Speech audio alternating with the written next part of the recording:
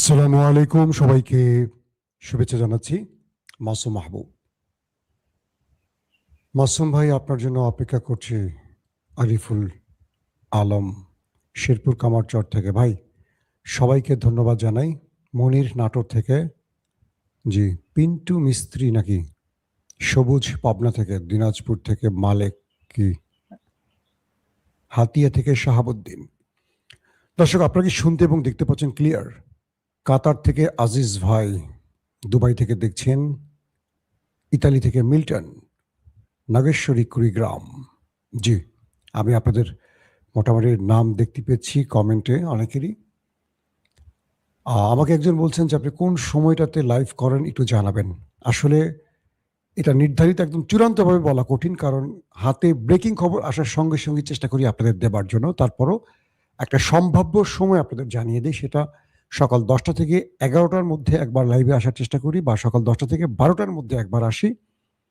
আবার বিকেল 5টা থেকে সন্ধ্যা 7টা এর মধ্যে একবার, হয়তো বিকেলের আগে একবার, মানে সন্ধ্যার আগে একবার, অথবা সন্ধ্যার পরে 7টা থেকে 7:30, রাত 11টা থেকে 12টার মধ্যে একবার। এটা হলো সাধারণত আমার সময়টা। যখন 3টা করে বা 4টা করে বুলেটিন দিই, টাইমটা একটু পরিবর্তন হয়। দর্শক, চলেন আমরা আজকে অনেকগুলো গুরুত্বপূর্ণ খবর দেব আপনাদেরকে, যেই গুরুত্বপূর্ণ খবরটি গত 72 ঘন্টা ধরে পৃথিবীকে কাঁপিয়ে তুলছে। কালকে আমি আপনাদের একটি খবর দিয়েছিলাম যে আমেরিকা তার পাইলট উদ্ধারে নয়, বরং ইরানের নিউক্লিয়ার চুরি করতে এসেছিল বলেছিলাম। কিছু দর্শক একটু খুঁচিয়ে আমাকে মানে কমেন্ট করেছিলেন যে ভাই, সমস্ত গণমাধ্যম বলছে পাইলট উদ্ধারে আসছে, আর আপনি বলছেন যে নিউক্লিয়ার চুরি বা নিউক্লিয়ার প্ল্যান্ট ধ্বংস, একটু বেশি বলেছেন না? কয়েকজন দর্শক দেখলাম, অধিকাংশই আমার মতামতের সাথে সম্মত ছিল, কিন্তু কিছু দর্শক খুঁচিয়েছে। তারা কি আমাকে ভালোবাসেন নাকি ঈর্ষান্বিত আমি জানি না, বাট ভালোবাসেন আমি ধারণা করছি। এই প্রশ্নটা আমাকে করেছিলেন। তো আমি অপেক্ষা ছিলাম সেই সব দর্শকদের উত্তরটা দেবার জন্য। আজকে উত্তরটা দেই। আজকে ইরানের পারমাণবিক প্রকল্পের যিনি চিফ, তার বক্তব্য শুনেছেন? একটু ইরানি গণমাধ্যম চেক করবেন, করলে শুনবেন। ঠিক আমি গতকালকের রাতে যে বক্তব্যগুলো লাইভে দিয়েছিলাম, আজকে ইরানের গণমাধ্যম তার সরকারি উচ্চপদস্থ ব্যক্তিদের বক্তব্যটি প্রচার করেছে। সেখানে পুরো আমার বক্তব্যের সাথে মিলে গেছে। দীর্ঘদিন তো আপনাদেরকে আন্তর্জাতিক খবর দেই, এটা নিয়ে অনেক স্টাডি করি, 2-3টা পত্রিকা পড়ে নিউজ দেওয়ার চেষ্টা করি না, বা কারোটা কপি করি না। প্রতিদিন 40টা 50টা গণমাধ্যম চেক করি, একদম নিম্নে পক্ষে হলো 20টা চেক করি, করে আপনাদেরকে এই তথ্যগুলো দেওয়ার চেষ্টা করি। সেখান থেকে নিজের তথ্যগুলো গুছাই আগে, যে কোনটা থেকে কোনটা হতে পারে, কিছু পূর্বের উল্লেখিত অভিজ্ঞতাকেও কাজে লাগানোর চেষ্টা করি। দর্শক, কথাটা শুরুতে বললাম যারা এই কমেন্টগুলো করেন তাদের উত্তর দেবার জন্য, কিন্তু আপনারা আসছেন যারা লাইভে, আজকে খবর শোনার অপেক্ষায় আছেন। চলেন আমরা আপনাদের জন্য সেই খবরে ফিরে যাচ্ছি। মূল জায়গাটা হলো যে ক্রমান্বয়ে তথ্যগুলো চেঞ্জ হচ্ছে। প্রথমে বলা হয়েছিল আমেরিকার পক্ষ থেকে যে তারা একটা বা দুটো বিমান পাঠিয়েছে পাইলট উদ্ধারে, C-130 বা একটা ড্রোন, এরকম না বিষয়টা। আমি গত রাতে বলেছি না যে 1.5 ডজনের মতো। এখন শোনা যাচ্ছে যে 1.5 ডজন কি, প্রায় 1.5 ডজনের বা একটু বেশি, প্রায় 20 থেকে 15 থেকে 20টি মার্কিন এয়ারক্রাফট এসেছিল ইরানে। বলা হচ্ছে যে, আমি কাল রাতে আপনাদের বলেছিলাম যে 4 থেকে 500 হবে, এটাও কিছু সূত্রের খবর থেকে। আজকে ইরান বলছে প্রায় 1000-এর মতো কমান্ডো বাহিনী এসছে, 1000-এর মতো কমান্ডো বাহিনী। তো 1000 কমান্ডো বাহিনীকে বহন করতে কতগুলো বিমান লেগেছে চিন্তা করেন একবার। একটা সূত্রের খবর থেকে বলি, ইরান যেটি দাবি করছে আজকে, তারা 1 ডজন মার্কিন এয়ারক্রাফট ধ্বংস করেছে। 1 ডজন। হিসেব চান? ইরান হিসাব দিয়ে দিয়েছে। C-130 2টো, ব্ল্যাক হক হেলিকপ্টার 4টি, কয়টি হলো? 6টি। ড্রোন 2টো, কয়টি হলো? 8টি। তারপর আছে আরেকটি বিমান, এটাকে নামটা ভুলে গেছি, সেখানে রয়েছে আরো 4টি বিমান। মোট 12টি মার্কিন এয়ারক্রাফট, আকাশযান ধ্বংস করেছে ইরান। একটা প্রশ্ন করেন, এই 12টি এয়ারক্রাফটে একটা মানুষ ছিল না। এরা কোথায় গেছে? এরা ফিরে গেছে কিভাবে?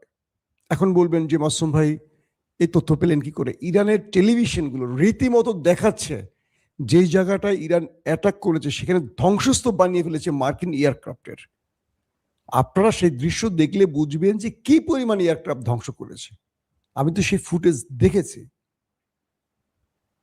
অর্থাৎ আমেরিকা কালকে যে স্থানটিতে এসে ইরানের সাথে লড়াই করেছে সেখানে আমেরিকা বলছে তাদের কোনো সেনা নিহত হয়নি, আর ইরান বলছে তাদের 12টি এয়ারক্রাফট ধ্বংস করেছে। তাহলে মানুষের সংখ্যাটা আপনারা অনুমান করেন। এবং ইতিমধ্যে সেখানে অনেক মানুষের প্রাণহানির তথ্য পাওয়া যাচ্ছে, কারণ আগুনে পুড়ে সব, ওখানে তো বিমান মালিকই ফুয়েল ভর্তি থাকে, ব্লাস্ট হওয়া বা হিট করলে তো আগুন ধরে যায়। তো ওখানে যারা ছিল সব পুড়ে কয়লা হয়ে গেছে, আর যারা পেরেছেন কোনো রকম জীবন নিয়ে পালিয়েছেন। এখন প্রশ্ন আসতে পারে মার্কিন পাইলটের কি খবর? নতুন যে তথ্য আসছে সেখানে বলা হচ্ছে আদৌ সেখানে পাইলট ছিল কি ছিল না এটা নিয়ে প্রশ্ন উঠে গেছে। আচ্ছা, আমেরিকা যে দুজন পাইলটের উদ্ধারের দাবি করলো, প্রথমে একজনকে সাগর থেকে তুলে নেওয়া হলো আর পরে একজন পার্বত্য অঞ্চল থেকে তুলে নেওয়া হলো, দুটো অভিযানে। এই দুজনের কারো ছবি কি আমেরিকা দেখিয়েছে এই পর্যন্ত? বা CNN, BBC, Reuters, AP, Fox, Wall Street Journal, New York Times কেউ দেখিয়েছে ছবি? দেখায়নি।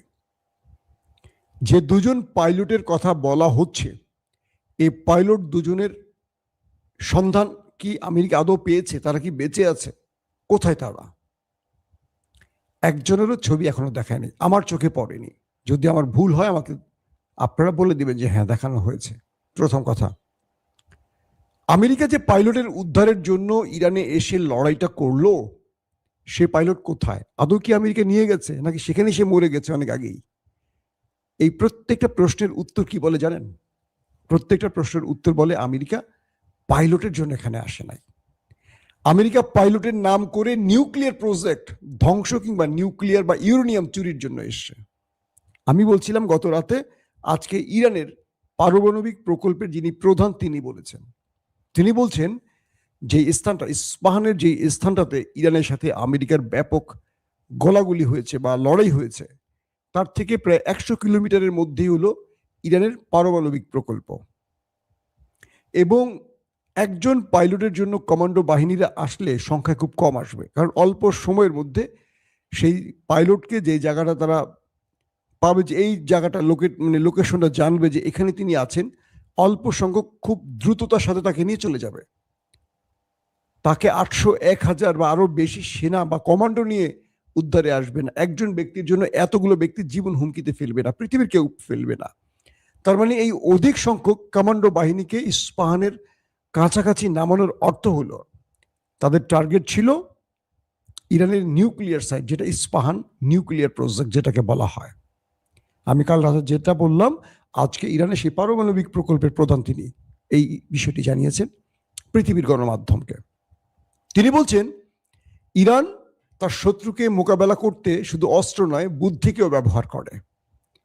যখন মার্কিনিরা রাত 2টোর দিকে ইরান দেখলো একের পর এক মার্কিন এয়ারক্রাফট ইরানে ঢুকছে, তখন তারা কয়েকটি ফ্রন্টে সতর্ক ছিল।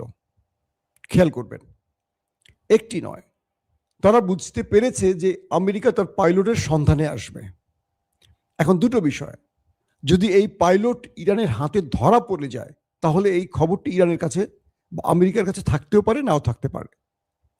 আবার যদি এই পাইলট ইরানের কাছে ধরা পড়ে যায় তাহলে আমেরিকা যে স্থানটিতে অভিযান চালাতে এসছে, ইরান সেখানে শুধু আক্রমণ করবে, পাল্টা তো করবে আমেরিকা।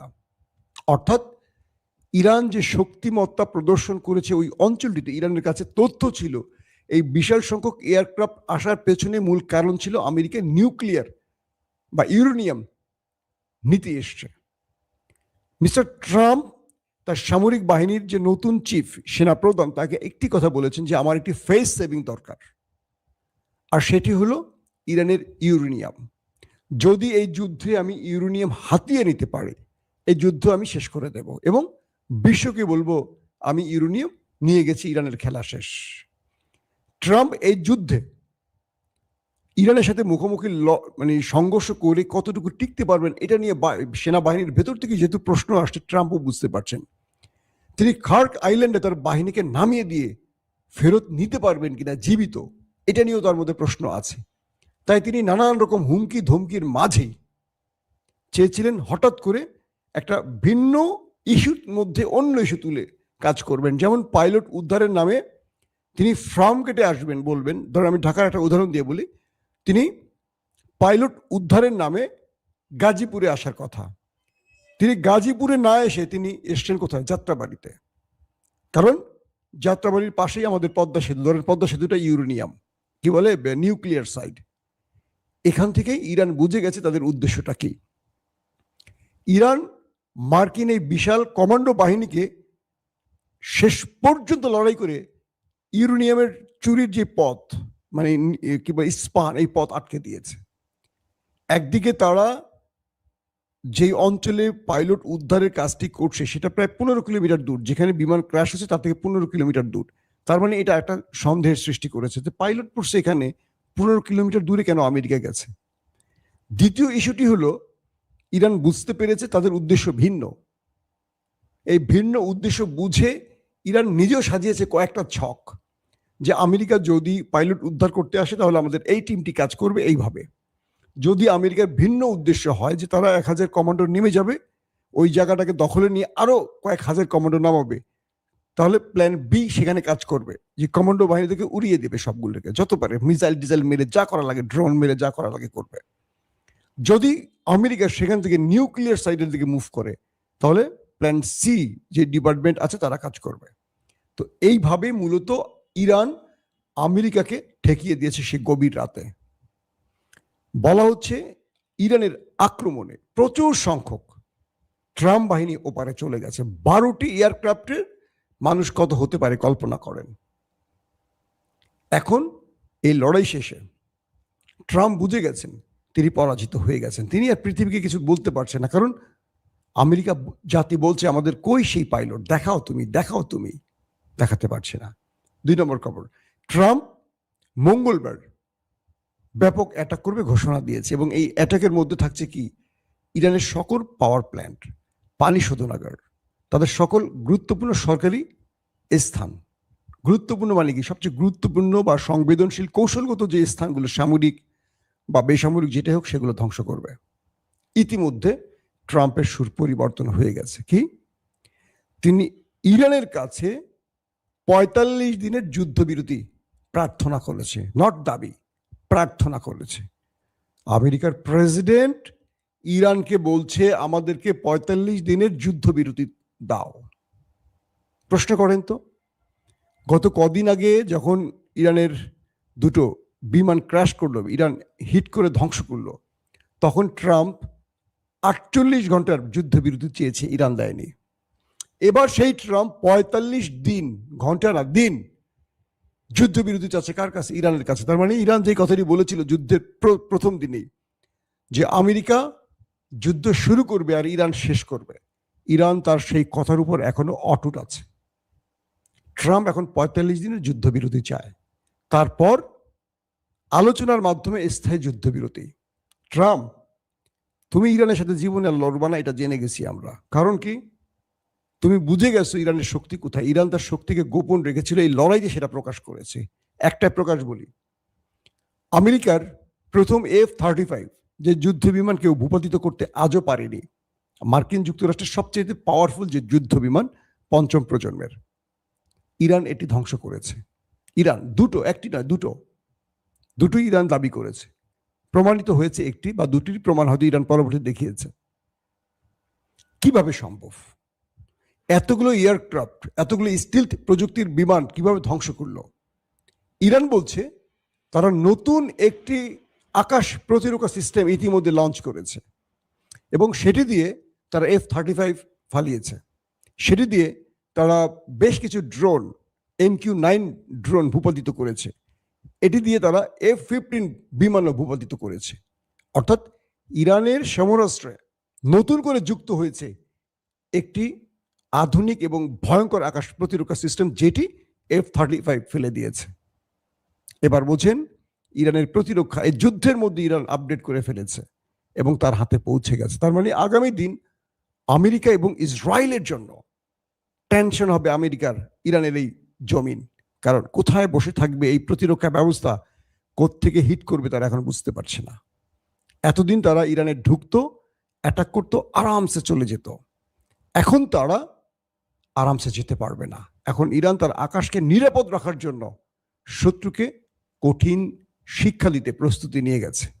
দর্শক, শেষ যে খবরটি দিয়ে শেষ করতে চাই সেটি হলো ইরান আমেরিকার ৪৫ দিনের যুদ্ধবিরতি সরাসরি নাকচ করে দিয়েছে।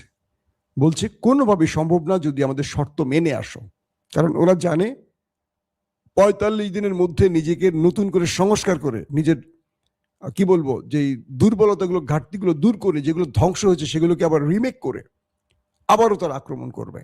কারণ এটা আমেরিকার জন্য পরাজয়, লজ্জা। এই লজ্জা আমেরিকাকে ঢাকতে হবে আরেকটি আক্রমণের বিজয়ের মধ্য দিয়ে। ইরান বলছে হরমুজ থেকে চলে যাও, ইউরোপ থেকে কি বলে গালফ থেকে চলে যাও, আবার ক্ষতিপূরণ দিয়ে যাও, আবার নিষেধাজ্ঞা তুলে দিয়ে যাও। আর ইরান বলছে পৃথিবী আগের জায়গায় ফিরে যাবে না, সময়ও যেমন আগের জায়গায় ফিরে যায় না। ইরানও তার আগের সিদ্ধান্ত আর থাকবে না। ইরানের এখন নতুন সিদ্ধান্ত, হরমুজ প্রণালীতে টোল দিতেই হবে। ইতিমধ্যে ইউরোপের বহু দেশ হরমুজে টোল দিয়ে তাদের জাহাজ আনা নেওয়া শুরু করে দিয়েছে। আমেরিকার কপালে পুরোটাই ভাঁজ পড়ে গেছে। তার মানে ইউরোপের বিভিন্ন দেশ ইরানকে বলছে, ইরানের পক্ষে কথা বলছে, ইরানের সুরে কথা বলছে, আমেরিকার বিরুদ্ধে দাঁড়িয়ে গেছে ইরানের এই নতুন প্রজন্মের নিউক্লিয়ার, হরমুজ নিউক্লিয়ার ব্যবহারের কারণে। কারণ ইউরোপ পুরো অকেজো হয়ে যাচ্ছে, লকডাউন হয়ে যাচ্ছে জ্বালানি অভাবে, তাদের শিল্প কারখানা বন্ধ হওয়ার পথে। তো তারা বুঝতে পারছে আমেরিকা ইরানকে কিচ্ছু করতে পারবে না, এবং তারা বুঝতে পারছে হরমুজ ইরানের মূল ট্রাম্প কার্ড। আমেরিকা চেষ্টা করে কিছু করতে পারবে না, হরমুজে 2 মিনিটও টিকে থাকতে পারবে না আমেরিকা। এখন পর্যন্ত আমেরিকা তার সকল চেষ্টা করে ব্যর্থ হয়েছে। 3টি রণতরী তারা এয়ারক্রাফট ক্যারিয়ার আনছে, আব্রাহাম লিঙ্কন, তারপর কি বলে জর্জ ওয়াশিংটন না সরি জর্জ ডব্লিউ বুশ, তারপরে এনেছে কি তারা জেরার্ড ফোর্ড, যেটাকে আমরা বলি আর্টফোর্ড, সেটিও পালিয়েছে। হরমুজের ধারে কাছে আসতে পারে না 3টা পৃথিবীর সবচেয়ে বড় এয়ারক্রাফট ক্যারিয়ার নিয়ে। তো পশ্চিমারা বুঝছে না যে, ইউরোপীয়রা তো খুব ভালো করে বুঝছে যে আমেরিকা এখানে আওয়াজ দিতে আসছে, কাজের কাজ কিছু করতে পারবে না, ইরান খেয়ে ফেলবে। কারণ মাটির নিচে ইরান মাইন পুঁতে রাখছে কেন? এখন ইরানের চ্যালেঞ্জ কতটুকু গ্রহণ করবে আমেরিকা, যে তারা খার্ক আইল্যান্ডে নামবে কিনা শেষ পর্যন্ত। আগামী মঙ্গলবার, মানে মঙ্গলবারটি হলো এখন মূল টার্নিং পয়েন্ট, যে মঙ্গলবারে ট্রাম্প কি করতে যাচ্ছে ইরানে। কারণ ইরান বলে দিয়েছে যে আমার ভূখণ্ডে আক্রমণ হলে আমি ইসরায়েল আর গালফের কিচ্ছু রাখবো না, সব ছাতু বানায় ফেলবো। এখন তুমি সিদ্ধান্ত নাও তুমি কি করবা। এই অবস্থা দাঁড়িয়ে আছে এখন ইরান আর আমেরিকা। দর্শক, আমরা শান্তির পক্ষে, আমরা যুদ্ধ চাই না। আবারও বলছি, আমরা যুদ্ধের পক্ষে নই, আমরা শান্তির পক্ষে। আমরা চাই যুদ্ধ বন্ধ হোক। সবাই ভালো থাকবেন। আল্লাহ হাফিজ। ওপেন দাইস মানে সত্যকে সত্য বলা, মিথ্যেকে মিথ্যে বলা। আমরা শোনা কথা নয়, চোখে যা দেখি তাই বলি।